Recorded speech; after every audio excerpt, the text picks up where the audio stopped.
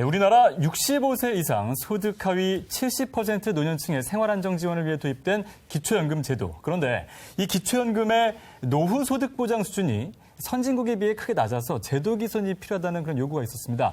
올해부터 근로소득 공제액이 확대되는 등 일하는 노입에 대한 수급권이 강화됩니다.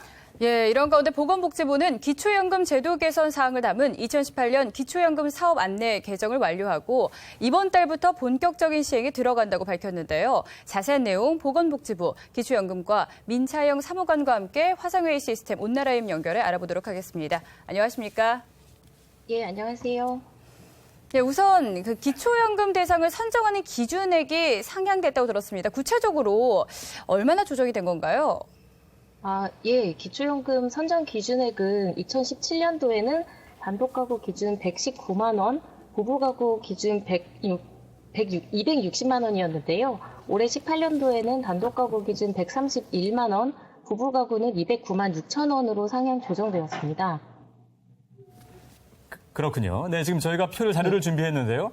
자, 최저임금이 이제 높아지지 않습니까? 예. 그럼으로 인해서 이제 일하는 노인의 경우에는 최저임금이 높아지다 보니까 받는 월급이 늘어나면서 기초연금에서 이제 탈락하는 그런 문제 발생이 있을 수 있습니다. 그런 부분에 대한 우려가 많았고요. 이를 해결하기 위해서 이제 근로소득 공제액 이게 확대됐다고요. 예, 기초연금을 받고 계시는 노인분들의 근로소득은 평균 한 97만 원으로 100만 원이 채 안 되시는데 노인 실태조사라든지 근로실태조사 등을 통해 확인을 해보니 65세 이상 노인의 근로시간은 월 20일에 6시간 정도였습니다. 그래서 계산을 해보면 대부분의 어르신들이 최저임금 수준의 월급을 받고 계신다고 할 수 있는데요.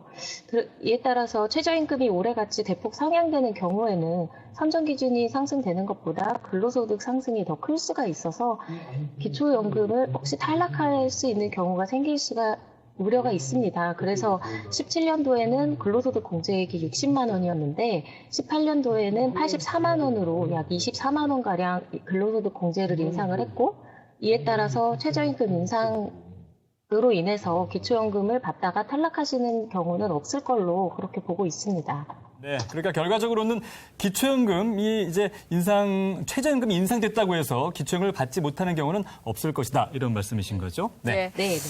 다음으로 임대 수입의 경우에 임대차 계약서에 나와 있는 이제 금액이 아니라 부동산 수수료 등 경비를 제외한 수입만 소득으로 산정된다고 들었습니다. 어떤 내용인지 구체적인 사례와 함께 소개해 주시죠. 예, 이제 기초연금은 이제 전체 어르신이 아닌 소득 하위 70%를 대상으로 들이다 보니 대상자 선정을 위해서 소득재산 조사를 하는데요. 대부분의 자료는 국세청 등의 공적 기관에서 보내오는 것을 통해서 확인을 하지만 연 2천만 원 이하의 임대소득에 대해서는 국세청에 이제 신고할 의무가 없기 때문에 직접 임대차 계약서상의 월세액을 지자체 선생님께서 확인해서 소득으로 산정을 해왔습니다.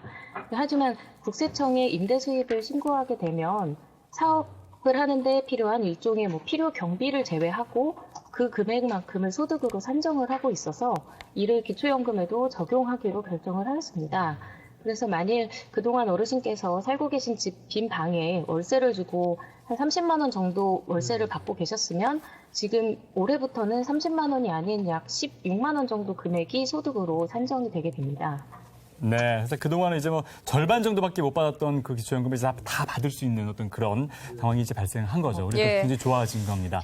자, 그리고 이제 문재인 대통령이 생계가 어려운 독립유공자, 이 손자녀들을 지원하기로 약속했습니다. 그래서 생긴 게 바로 보훈처가 지급하는 생활지원금인데 이 생활지원금이 이제 올해부터 지원되다 보니까 사실 기초연금 또 기준에 맞지 않는 그런 경우가 생길 수 있었거든요. 자, 이런 부분에 대해서 그 독립유공자 후손들, 어려우신 분들을 위해 제공되는 생활지원금을 받는 분들도 기초연금을 받으실 수 있다. 이런 이야기죠?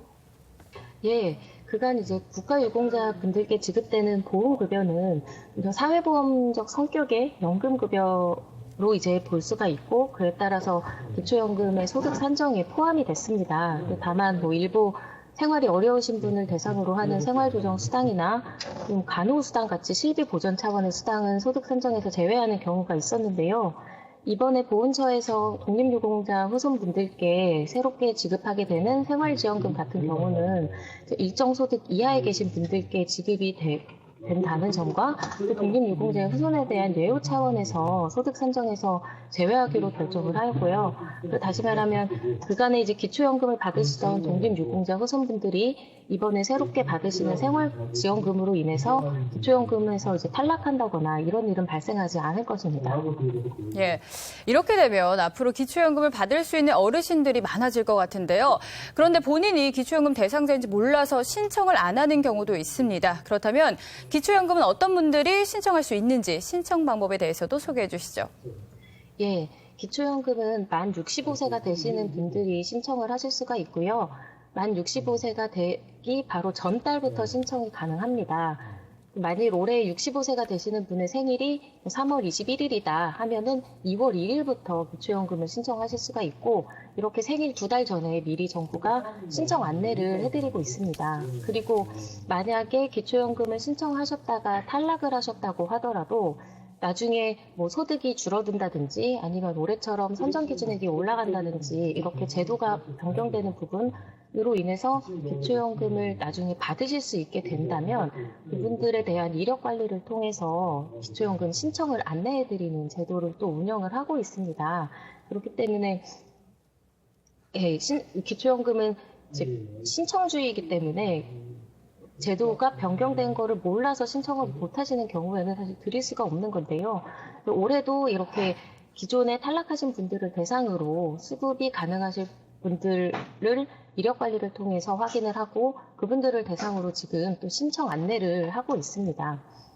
기초연금을 신청을 하시고 싶으시면 지금 주소지에 계시는 가까운 동주민센터라든지 읍면동사무소 혹은 가까운 국민연금공단 지사에 방문을 하시면 되는데요.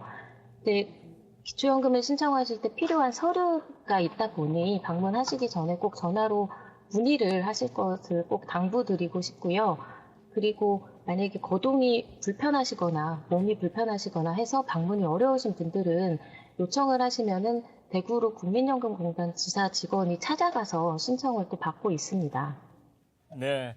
이렇게 신청하는 방법도 말씀해 주셨고 또 기초연금 수급희망 이력 관리제 운영도 말씀을 해주셨는데 이런 부분들을 잘 활용을 하셔서 만 65세 생일이 되시는 분들은 2달 전이죠. 신청을 하시면 정말 좋은 혜택을 받으실 수 있습니다.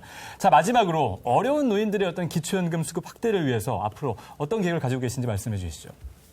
예, 앞서서도 말씀을 하셨는데 우리나라의 노인 빈곤율은 약 46% 정도 수준으로 OECD 가입 국가 중에 1위입니다. 그래서 정부는 노인 빈곤율 해소를 위해서 현재 20만 원 수준의 기초연금을 올해 9월부터는 25만 원으로 그리고 21년도부터는 30만 원으로 인상할 계획을 가지고 있고요. 또한 기초연금 수급 대상 선정의 적정성 강화라든지 또 기초연금이 필요하신 분들이 빠짐없이 기초연금을 받으실 수 있도록 홍보를 강화하는 등 최선의 노력을 다해갈 계획입니다. 예, 올해부터 기초연금 제도가 일부 개선 시행됩니다. 첫 술에 배부를 수 없으니 앞으로도 노인 빈곤 문제 해결을 위해 지속적인 관심을 갖고 노력한다면 노인 빈곤율 1위라는 오명에서 금방 벗어날 수 있을 것 같습니다. 지금까지 보건복지부 기초연금과 민차육 사무관과 함께했습니다. 오늘 말씀 고맙습니다.